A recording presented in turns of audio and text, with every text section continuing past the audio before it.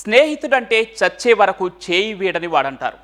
కన్నవాళ్లతో కూడా పంచుకోలేని విషయాలు దోస్తులతో పంచుకుంటాం. నిజమైన స్నేహితుడు నీ కష్ట సుఖాల్లో ఎప్పుడూ తోడుంటాడు. పాతతరం స్నేహాలు చూస్తే దశాబ్దాల తరబడి వారి మధ్య అనుబంధం చెక్కు చెదరదు. పేద గొప్ప అన్న భేదాలు అసలే ఉండవు. ఎన్నో ఏళ్ల తర్వాత కలిసినా అదే ఆప్యాయత వారి మధ్య కనిపిస్తుంది. కానీ నేటి తరం స్నేహాలు అలా కాదు. చిన్న చిన్న విషయాలకే గొడవలు పడుతున్నారు. అమ్మాయిల కోసం కొట్టుకోవటం, ఆపై కక్ష కట్టి చంపుకోవటం చేస్తున్నారు. అసలు యువకులు ఎందుకు ఇలా మారుతున్నారు? వారి మానసిక పరిస్థితికి కారణమేంటి?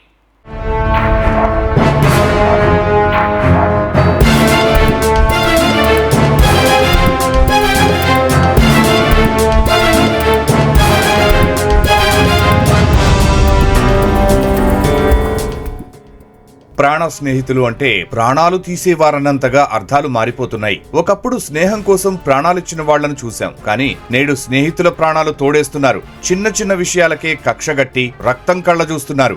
మాట పట్టింపులకు పోయి మర్డర్లు చేస్తున్నారు. ఇటీవల విజయవాడతో పాటు గన్నవరంలో చోటు చేసుకున్న వరుస ఘటనలే ఇందుకు నిదర్శనం. ప్రాణ స్నేహితులు కాస్త బద్ధశత్రువులుగా మారి రోడ్లపైనే కొట్టుకోవడం తీవ్ర కలకలం రేపింది.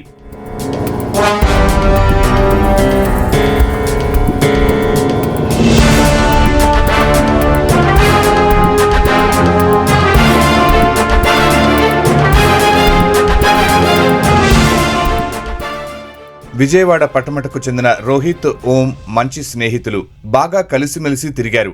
అయితే వారి మధ్య తలెత్తిన చిన్నపాటి మనస్పర్ధలు వారిని బద్ధశత్రువులుగా మార్చేశాయి. దీంతో వారి మధ్య ఉన్న స్నేహబంధాన్ని సైతం కాదనుకుని ఒకరిపై ఒకరు కక్షగట్టారు. వీధి రౌడీల్లా అర్ధరాత్రి నడి రోడ్డుపై ఏకంగా కార్లతో ఢీకొట్టుకుంటూ కొట్టుకున్నారు. బరితెగించి మరీ రాడ్లు తీసుకుని ఒకరి వాహనాలు ఒకరు పగలగొట్టుకున్నారు. సినిమా ఫైట్ ను తలపించే ఈ దృశ్యాలు చూసి రోడ్డుపై ప్రయాణికులు, వాహనదారులు బెంబేలెత్తిపోయారు. ఓ అమ్మాయి విషయంలో తలెత్తిన మనస్పర్ధలే స్నేహితులను శత్రువులుగా మార్చేసింది.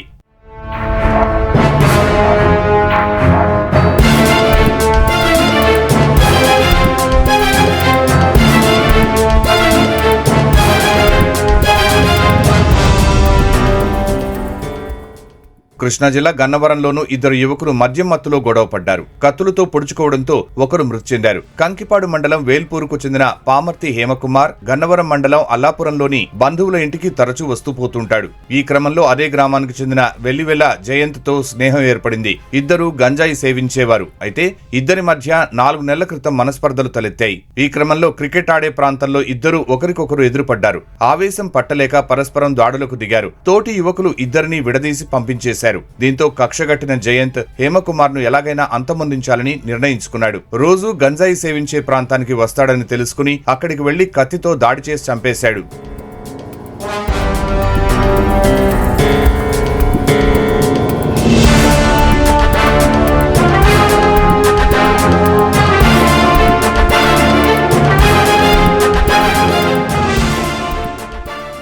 ఉమ్మడి కృష్ణా జిల్లాలో 10 రోజుల వ్యవధిలోనే చోటు చేసుకున్న 2 ఘటనలు స్థానికంగా తీవ్ర సంచలనం రేకెత్తించాయి. కలకాలం కలిసి ఉండాల్సిన స్నేహితులు కాస్త మద్యం, మాదక ద్రవ్యాల మత్తులో దాడులకు తెగబడుతున్నారు. చిన్న వయసులోనే ఇలాంటి నేరాలకు పాల్పడుతున్న యువకులు ఇక పెద్దయ్యారంటే ఎలాంటి ఘోరాలకు పాల్పడతారో అర్థం కావడం లేదని మానసిక నిపుణులు ఆందోళన వ్యక్తం చేస్తున్నారు. యువతను సరైన దారిలో పెట్టడంలో తల్లిదండ్రులు, ఉపాధ్యాయుల పాత్రే కీలకమని మహిళా సంఘాల ప్రతినిధులు తెలిపారు. వైలెన్స్, క్రైమ్ అనేది ఈ కాలం టీనేజర్స్ లో చాలా ఎక్కువైపోయిందనేది మనకు అర్థమవుతుంది. క్షణికావేశం, ఏదన్నా అనుకుంటే ఆ మూమెంట్లో ఆ పాయింట్లో జరిగిపోవాలి, వాళ్ళు అనుకున్నదే జరగాలి అనే తీరు, తత్వం, మొండితనం, ఇవన్నీ కూడా డెవలప్ అవుతాం అనేది ఈ కాలం జనరేషన్లో, ఈ కాలం టీనేజర్స్లో మనం ఎక్కువగా చూస్తున్నాం. ఈ కాలంలో చాలా అతిగారభం పెరిగిపోయింది. అందుకనే పిల్లల్లో విపరీతమైన మొండితనము పెరిగిపోతుంది. ఈ కాలంలో స్క్రీన్ టైం ఎక్కువైపోవడం వలన వాళ్ళకి అటెన్షన్, ఫోకస్ అనేది చాలా మినిమం అయిపోయి చాలా ఇంపల్సివ్ నేచర్ వాళ్ళలో డెవలప్ అయిపోవడం కూడా చూస్తూ ఉన్నాము. దీని వలనే వాళ్ళ ఎమోషన్స్ని వాళ్ళు రెగ్యులేట్ చేసుకోలేకపోతున్నారు. ఎమోషనల్ రెగ్యులేషన్ అనేది వెరీ ఇంపార్టెంట్ స్కిల్. ఇది ఒక రోజులో ఏర్పడేది కాదు. చిన్నప్పటి నుంచి ఈ స్కిల్ అనేది పిల్లల్లో ఏర్పడుతూ ఈ యంగ్ ఏజ్, టీనేజ్లో ఇంపార్టెంట్ రోల్ ప్లే చేస్తూ ఉంటుంది. మందు, సిగరెట్, గంజాయి, డ్రగ్స్ లాంటివి చాలా విపరీతమైపోయింది. ఆ డ్రగ్స్ మత్తు ఆర్ ఆ ఇన్ఫ్లుయెన్స్ అనేది వాళ్ళ కంట్రోల్ కోల్పోయేలాగా చేస్తుంది. ఆ టైంలో వాళ్ళకి ఏమనిపించిందో అదే చేసేసే తీరుకి కూడా వాళ్ళని తీసుకెళ్తూ ఉంటుంది. బేసిక్గా డిసిప్లిన్ ఎక్కడి నుంచి మొదలవ్వాలి అంటే స్కూల్ లెవెల్ నుంచే డిసిప్లిన్ మొదలవ్వాలి. ఎప్పుడైనా టీచర్స్ కానివ్వండి, స్కూల్లో ఉన్న ప్రిన్సిపాల్ కానీ కొంచెం డిసిప్లిన్ గురించి చెప్పంగానే పేరెంట్స్ వెళ్ళిపోయి పోట్లాడడం, మా అమ్మాయి అటువంటిది కాదు, మా అమ్మాయి ఇటువంటిది మంచిది అని చెప్పడం జరుగుతుంది. మనం ఇంటర్ఫీర్ అవ్వకూడదు. స్కూల్లో టీచర్స్ కానీ ఎవరన్నా డిసిప్లిన్ చెప్పినప్పుడు ఆ డిసిప్లిన్ రానివ్వండి, పిల్లల్లో రానివ్వండి. ఆ వస్తేనే వాళ్ళకి తప్పు ఏంటి ఒప్పేంటి అని తెలుసుకుంటూ ఉంటారు. అంతేకాకుండా తల్లిదండ్రులు చేయవలసిన ఇంకొక ముఖ్యమైన విషయం ఏంటంటే ఏ వయసులో ఏ వెహికల్ వాళ్ళకి ఇవ్వాలి అనేది తెలియాలి. చాలా కాస్ట్లీ బైక్స్ ఇచ్చేసేయడం, ఆ వయసులో వాళ్ళకు ఉన్నటువంటి అది టెస్టోస్టిరోన్ రష్ అంటూ ఉంటాం మేము, దానికి ఆ హార్మోనల్ దీనివలన గొప్పలు చెప్పుకోవడం కానివ్వండి, షో ఆఫ్ చేయడం ఇట్లాంటివి కూడా జరుగుతూ ఉంటాయి. పేరెంట్స్ ఎప్పుడైనా మీ పిల్లలు తప్పు చేశారని అనిపించినప్పుడు నెమ్మదిగా మందలించడము, ఒకవేళ మీ వలన కాకపోతే ఎవరన్నా సైకాలజిస్ట్ దగ్గరికి వెళ్ళి కౌన్సిలింగ్ ఇప్పించడం చాలా ముఖ్యం.